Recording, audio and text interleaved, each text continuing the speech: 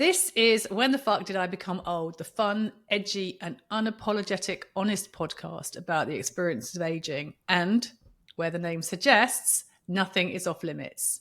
And I'm your host, Jo Parker. And today I'm joined by Suzanne Noble, the fearless voice behind Sex Advice for Seniors and the founder of Advantages of Age. In her 60s, she's on a mission to smash the stereotypes around aging and sex, proving life and pleasure definitely don't stop after 60. So, Suzanne, welcome to the show. And tell me, when did you decide that the narrative around aging needed disrupting? Oh, thank you so much, Jo, for having me. Well, Advantages of Age started back in 2016. So next year have done it for a decade, which feels unbelievable. And it all started, and I know this sounds terribly middle class, in my hot tub. I was sitting with a bunch of female friends in my hot tub who range from being in their 40s to being in their 60s. And I was in my 50s at the time. Mm-hmm. And we were talking about the media narrative around aging, as you do in a hot tub. Yeah. And we were saying, why is it that we feel like this time of life is where we can really do the things that we want to do? You know, Mm-hmm. some of us had children who were now grown up. Some of us had decided never to have children. Yeah. And we were all sitting there and going, yeah, this is a great time of life. This is the time of life where if you're creative, you can reinvent yourself. You can do this, but hopefully you have a little bit more space and time in your life to do stuff. Why is it that everything that we read in the press and in the media is always like old this and granny that and Mm-hmm. saggy tits this one? And, like it's all so negative. And so one of us in the tub, who's called Amanda, she said, we should do something called Advantages of Age. And I am very entrepreneurial, and I have been running my own business since my 20s. Yeah. And I was a bit drunk, and it was towards Christmas. And as soon as they all left, the ladies left, I went on the web and I typed in Advantages of Age to see if it was available as a website name. And of course it was. So I bought it. And then I thought, oh, okay. So I'm just going to start this magazine, this online magazine called Advantages of Age. And I thought I'm going to curate articles that I find that are positive, and I'm going to sort of like repost them and link them back to wherever they came from. Right. And then Rose, who is in the tub, said, I'd like to edit this, and I'll go and start finding writers who want to write about this. And because I come from a media background and Rose was a former journalist and a writer, and so am I, we started recruiting our friends to submit articles to the site and started building up the content. And then eventually someone came along and said, oh, you guys could get an Arts Council grant for this. And I went, really? What would we do? What would we use that for? And then he said, oh, I'll help you write a grant application. So we won an Arts Council grant, Well and done. we hosted 3 activities. I know, it was crazy. And we hosted 3 crazy activities that were super fun. One was a double-decker bus where we invited everybody to dress up in their most fabulous and flamboyant clothes. And we used the streets of London as our catwalk, a bit sort of in homage to Advanced Style. I don't know if you know them, but they're a big American Instagram channel. Yeah. Another thing we did was make a film about death called The Death Dinner, which we were touring festivals with, and we still do that with that. And then we hosted a cabaret night at a small members club in East London, where we invited people to perform, talking about taboo topics, including sex. And then I set up a Facebook group, thanks to another guy who said, you guys should have a Facebook group. And so I did that. And there's now like 5,000 people on that group. And it's incredibly active and an incredible resource for really understanding what is going on with this age group. And yeah, we're hosting an awards. And so there you go. It's just our second awards. So it's been a real incredible journey, something that we never could have imagined, sitting in that hot tub back in 2016. And have you enjoyed the journey? Yeah, it's been really, really interesting because, of course, we started out with this incredibly positive attitude. Like, Hmm. we're amazing, we're doing amazing things. We want to talk about all the amazing things we do. But of course, I recognized once the community started growing and we started attracting all these people from all over the world that actually there was a lot of crappy things that were going on, Yeah. and it wasn't all like amazing and wonderful, and so then I started digging into some of the other aspects of aging that I hadn't really fully considered before. And one of the things that we do as an organization now is, me and another colleague that we brought in started something called Startup School for Seniors, which is now in like its 25th cohort. And we work with local government and we get funded by the GLA. And we've had grants, we've won awards. So that's And what does another that do? kind of, that supports people over 50 to start their own business, because we Brilliant. realized that a lot of people were being made redundant and a lot of people were losing their jobs, and they didn't really know what to do next, and they weren't successful in re-entering the labor market. So yeah, Startup School for Seniors has been also been around in some form or another now since about 2017. We went online and during the pandemic, and we are now mainly an online course. And so we do that. I started a home sharing platform before COVID, when I recognized that people through debt or divorce or death had no longer the capability to own their own home. And so I started something called Nestful with a colleague and got some funding for that, which unfortunately I parked during COVID. But that was all about like a spare room type platform Is for that over still 50s. going? Is that still going? No, I sort of had to park it because it wasn't the right solution, but Hmm.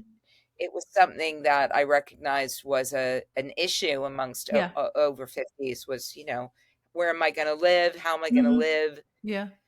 Still a big, humongous problem. So yeah, the group and being amongst a community of people my own age really showed me that there were lots and lots of issues. And of course, then Sex Advice for Seniors came along, when I realized that that was something that was another big issue, was that menopausal women especially were struggling when it came to experiencing pleasurable sex, and men were struggling with erectile dysfunction, and there was just a lot of misinformation around sex and pleasure in later life. So I thought I need to tackle that one too.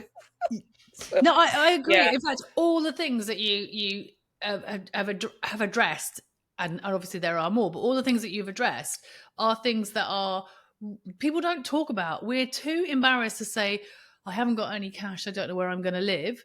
We're too yeah, embarrassed to say, "I've been made redundant. What the do I do next? Because I don't have the qualifications that people are looking for. So how do I start up?" And we're too embarrassed yeah, to say, "Actually, do you know what? I have a dry vagina, or I don't have I can't get an erection." So, and I want to yeah. bring them up and go, actually, if we talk about it, then people will give us things that we can do, and it won't will no longer be a problem. And also, you're not alone. You're not alone. So Yeah, absolutely. I mean, I think, part of the problem with some of these things is that until relatively recently, this age group was kind of sorted in a way. Like when I look at my parents, they have a good pension. They were able to buy a home at a reasonable price when they mhm, were younger. yeah, They have financial security. They've been married for 65 years. I mean, so a lot of the problems that are now occurring are a result of fairly recent changes. And I think government and policymakers have not really caught up. So, we're sort of in this weird little world where everybody's like, boomers, boomers, you guys are all fine. And they think that we're all fine. And that, yes, it's true. Like, some of us are yeah, better, in a better mhm, situation than others. But there is a variety of circumstances that have taken place over the last, let's say, 40 years that have impacted our particular generation in ways they didn't impact our parents. Yeah. And there's not really policy and there's not solutions to address those changes. And unfortunately, what I've discovered through doing all of this, and because I am entrepreneurial and because I have raised investment and I have been able to win grants and I do know about funding, is that there's not a huge amount of money and interest really in all of this. So But and you, so I get quite frustrated by the whole thing because I'm like, guys, there's this big aging population that we're living through mhm. now.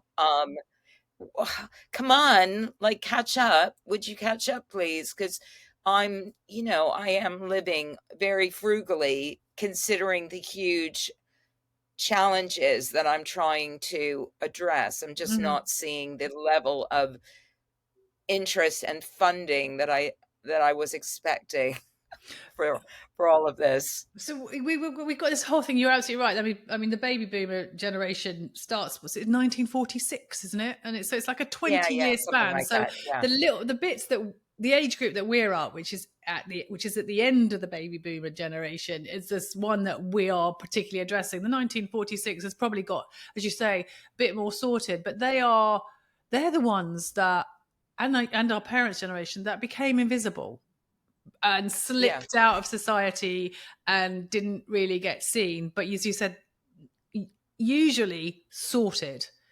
um, but we are aging. I mean, there's a whole amount of baby boomers and not enough people to look after us. Surely there should be some funding in actually, let's look at our health to maintain our health so that we don't have to Yeah. rely on carers to look after us earlier than we should, and we're lasting longer as well. So the whole basic economics of aging has definitely not been addressed. I agree, it No. hasn't been No. addressed. So any Absolutely. surprises along the way?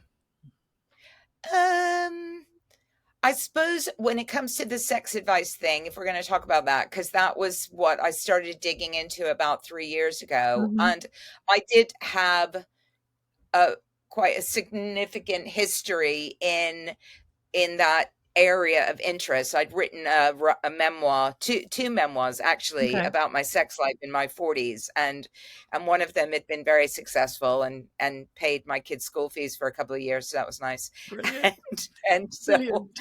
so I did have a big interest in sex. And so when I started re-engaging in my 60s after I got through all the menopausal shit that I was going through with all of that and thinking Mm. what the hell's going on here and dry vaginas and all that sort of stuff. And also just kind of a lack of interest and enthusiasm in the same way that I'd had in my 40s when I Yeah. just couldn't get enough of it and did some quite stupid and probably quite dangerous things.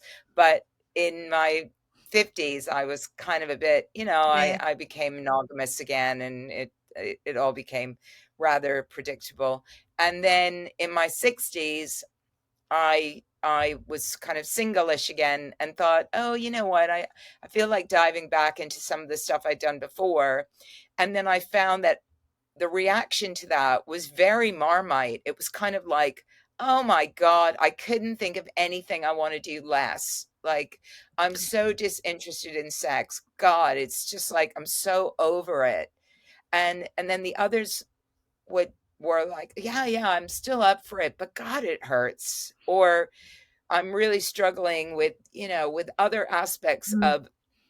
of pleasure. And I didn't realize until I started speaking to experts and doing my own podcast around it, the scale of challenges regarding sex and pleasure. I just didn't, I thought, oh, yeah, a little bit of pain is kind of normal. But then a friend of mine told me about vaginal estrogen. I went off, I got that, I sorted everything out. I was like, oh, it feels really great again. I can do everything just like I did before, sorted everything out, Yeah. went on testosterone. That sorted out a bit of libido stuff. So I kind of was up, just made it easier to have orgasms. I just thought, oh, this, like I just sorted it. And then I went and spoke to people and they didn't know about any of this. Yeah, I Nothing. know. They just didn't know about anything. And that's really surprised me. But then I realized that no, it wasn't really surprising because nobody spoke to their doctor about it. Doctors didn't really understand how to prescribe a lot of them, a lot of very poor information out there. And then I realized, oh, okay, this is a much more significant problem than I thought it was. I kind of just thought it was sort of fun just to talk about fucking at 60. I thought it was You're absolutely right, but then there's all the sort. Yes, you say there's the emotional, physical, psychological change shifts in the way we view it. So, yeah, what have you discovered around how we have sex in our 60s? I mean, what? I think, I spoke to a woman yesterday in her 80s, and she was like, look, the difference between how I had sex from 80 to 84 to how I had sex at 60 is Hmm, huge. So we can't lump everybody in the same bucket. Like right. 50 to 90 is a 40-year age span. So at 50, you might, if you're just starting your menopause, then you might be experiencing a range of symptoms associated with your menopause, which might include increased libido. It might include Hmm. decreased libido. Hmm. It also depends on the kind of relationship you're in. I mean, what I learned about everything is that when it comes to our libido, when it comes to arousal, when it comes to desire, it's incredibly complex, and we can't attribute it all to loss of estrogen or, no testosterone. It's complex. So what kind of relationship are you in? Are you in a relationship where you feel comfortable talking about sex? Are you in a relationship where you feel comfortable talking about some of the challenges you're Hmm. experiencing? Are you in a relationship where you're stressed all the time, where you're taking the mass of the domestic or emotional load? Or, like, what does your relationship look like? Because if you're in a relationship where you're like, "Oh, ouch, that hurts. Please stop. I need to, or we need to take a break now." Or, as I do with my partner, it's like halfway through, he's like, "I have to have a pee." Like, okay, okay. Like, stop. Let's have a pee. Then But go that's it. The back. thing is, though, let's make it fun. Let's not make it so intense, because if it becomes intense, then everybody gets stressed about it. It's like, Yeah. lighten up. This is going to happen. I mean, that's the advantages of shagging somebody who's roughly the same age of you. If you go lower or higher, you've got the different problems. I mean, I'm so glad my partner's the same age as me, and he's not actually looking for somebody who's 20 years younger, because I can say, oh, this, that, and the other, this is not happening, or, yeah, can we just stop or shift position, or sorry about that. Exactly. Like, oh, are your knees hurting? Yes. Oh, God, my hips have got cramp. Exactly. But like when you're in a relationship like that where you can laugh and Yeah, stop and start and not be feel under any pressure and everything, it is just it can be joyful at yeah. any age. And when I was speaking to this very esteemed psychotherapist yesterday, who's in her 80s and her partner's in his late 80s, she was just saying at the moment penetrative sex is kind of off the table. Like, we're just getting pleasure in other ways. Mhm. We had penetrative sex when we met in our 70s. They met Oh, in their wow. 70s. But not we're not currently having it. But that's not to say that we don't do loads of other things. And she was telling me in great detail the other things that they do, and which Brilliant.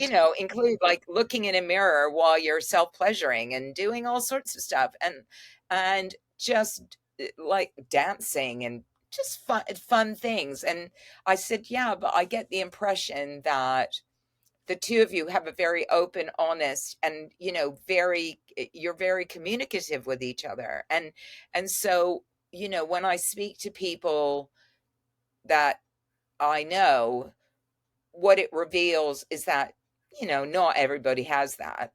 Mm. And some women, especially, I've spoken to women on my podcast as well who have just like never masturbated, never, don't really know their own bodies at all. Just, and are now only just discovering the fun of a shower head. Like, you know, I'm like, God, I discovered the shower Really? head when I was 10, you know? He's like, well, you were lucky. I was like, yeah, it just, that just happened. 10. So Wow. I I think I was a think little bit it, older. But yeah, but I think yeah. it's what I've realized is that everybody's experience is very, very, very different. And the thing that is links them or doesn't link them is how easy they find it to communicate about sex with their partner. Yeah. And if they don't know how, and I wasn't, and I didn't know how in my marriage, Mm-hmm. then it's likely that you're going to have a pretty shitty time when you get older. Not always, but it's Yeah. likely. And then, But yeah, but if but you it know start with how to communicate, then it's likely that you can go, look, we're just going to have to try some other stuff because this isn't working for me like it used to. And nothing's wrong with you. It's just like my body's changing, things are going on. Maybe I need to see someone and get some yeah. help. I've had people tell me I don't need lube. Like, like why are we ashamed of using lube? Like, lube is fun. Yeah, but and also it's not just stereotyped for the elderly as well. Lube can be used at any stage. So yeah, why is there some Totally. taboo? Why is there taboo over that one? I think based on what you said then is that the communication is really key and enjoying that and making sure that you've got a relationship with your other half or your partner. But also I think, am I right in saying that if you are comfortable in yourself, comfortable in your body, know your body, have explored your body however you might want to explore your body, so therefore Yeah, you know how to communicate what's going on, it makes a big difference in sexual pleasure. absolutely. 100%. I mean, if you don't know yourself, how's somebody else going to know you? Yeah. You know, Yeah.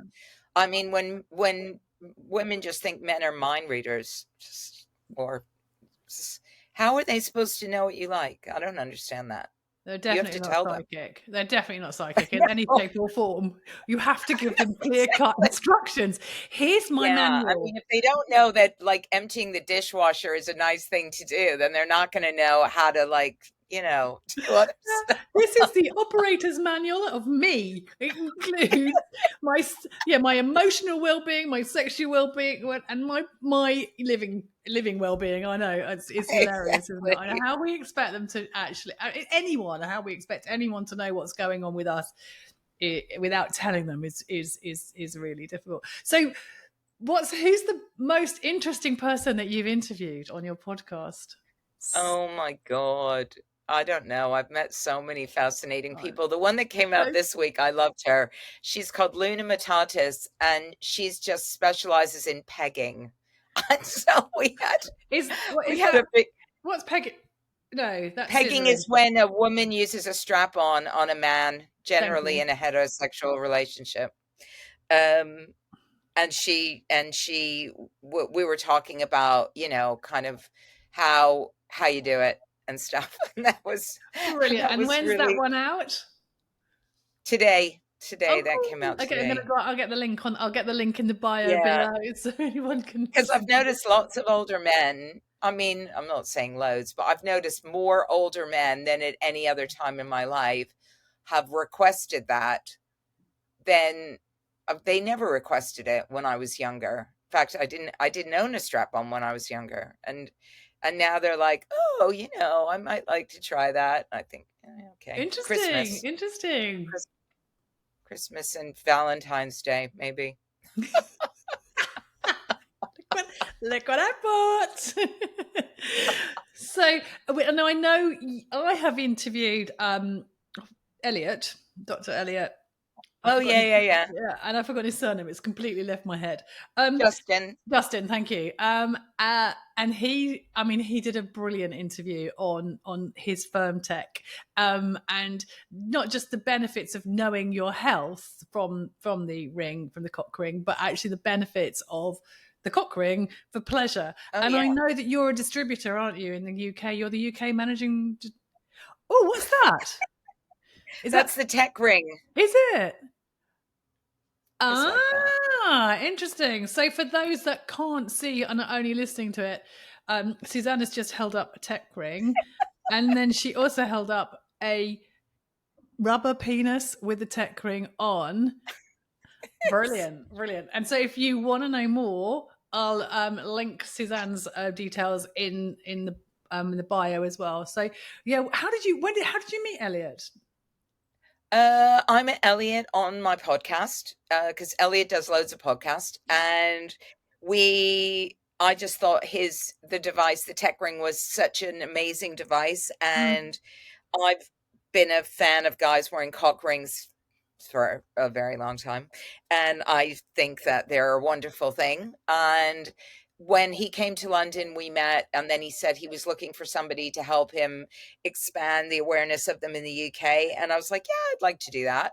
So I've been working for him for about a year now. Doesn't even feel like a job because it's so fun. And because I just get to talk about penises and cock rings the whole time, which is super fun. and so I could do that. I could do that all day long, really. brilliant. And yeah, so we've actually, he's over here this week, so I'm going to see him tomorrow. And Okay. yeah, it's been going really well. I mean, it's a fantastic product. I mean, Mm, all of the products are fantastic, but for guys that have not worn cock rings before, cock rings generally have been invented to just keep the penis harder for longer, right? And they work in a very basic way. Is mm. They're like a tourniquet around the dick, so when the blood gets in, they just stop it from going backwards. And the one that he makes has got this kind of hook construction on it, Is that for so, the clitoris? for guys that are a bit bigger or find the static one more difficult to put on because you have to put it on when you're soft, and it can be a little bit cumbersome, then this is super easy to put on. And the tech ring measures the duration, frequency, and firmness of a man's erection, which is a sign of his vascular health. And I so know. it's we call it the Fitbit for the dick. And yeah, Brilliant. it's great. It's a really, really great device. I mean, it's sad that more urologists don't see the benefit of Yeah. using it in their practice, but I'm hoping that that's going to change But over, you it's and just I, going to take a when we first met, you and I were at an event where it's not the first time I've talked to people about his invention of the cock ring, the Fitbit for dicks, and people they're reluctant to talk about it, aren't they? They're quite reluctant to actually see the benefits of it, and that's the whole sort of. Do you find that's British, or do you think that's just I a think thing? it's really bizarre, isn't it? Because as women, we wear bras. And I'm Yeah, sure that when we first started wearing bras, we didn't go, God, this is the most comfortable thing I've ever worn. I love these wires digging into me under my breast. I love those big red lines that I get when I take it off at night, yeah, because it's really so comfortable, right? But we have worn bras for decades yeah, throughout our life, right? And then you tell somebody that they're going to wear something around their dick for 30 minutes that's going to give them a harder, better, stronger orgasms and everything. And they're like, oh, I don't know. I don't know about that. And you're like, what don't you know? What is it that you're not getting here? Like, do you not want better orgasms? They're like, yeah, I do. Do you not want a firmer penis? Yes, I do. They're like, what? But I'm not sure I want something wrapped around my dick. I'm like, get over I yourself. mean, No, but we do. what's wrong with you? Like, We what do you, we there's also we there have comes a certain amount of pride. Is like I don't need it. I don't need it. I don't need one. I'm fine. Anyway. I just find it I mean, I have spoken to doctors about cock rings where they're like, what would you use that for? Like, you're a doctor. You're a doctor. What? I don't even understand the question. You use it to What? empty your earwax. What do you think? Like, oh my God. It's crazy. I mean, it's and this is the, going back to the original conversation, right? Yeah. This is the problem because I'm now speaking to people on the other side. So, with my sex advice hat on, I speak to experts and Mm. I speak to just, I have like 158,000 TikTok followers, all these people writing to me about their sexual health and sexual pleasure and ask me all these questions. And then I have doctors who are so naive that I'm having to tell them, like, well, why don't you just tell the guy that you prescribe Viagra to Try just this. buy a ring, buy a Yeah. ring? Why would I do that? Because the blood is going in. You want to keep it in, don't you? You're just thinking, what? Why? Why Why am am I having to tell you why this? am I doing this? Yeah. God. So back to right at the very beginning of the conversation. Here's why you need to do this, because people don't understand, but there's so much to the aging process that is taboo, not seen, not heard.